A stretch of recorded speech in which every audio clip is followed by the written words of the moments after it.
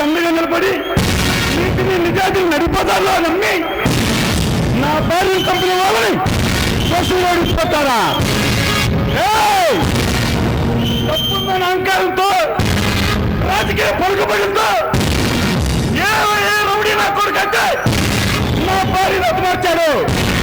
ఆ రౌడీ నా కొడుకుల్ని వాళ్ళనుకున్న రాజకీయ నా కొడుకుల్ని అంతమంది వచ్చాయి నా ఈ భార్యకు ఆత్మకు రక్త తగ్గుచ్చి వాళ్ళ రక్తంతో ఆ భార్యకి రక్త తర్పణం పెట్టారా?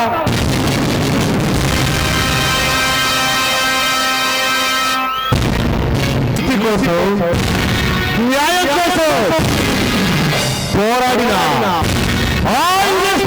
జీవితాన్ని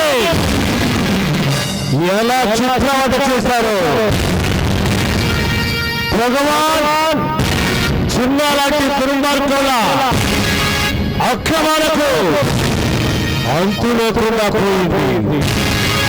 వాళ్ళ దుర్మార్గాలను ఆపేవాళ్ళు లేరు.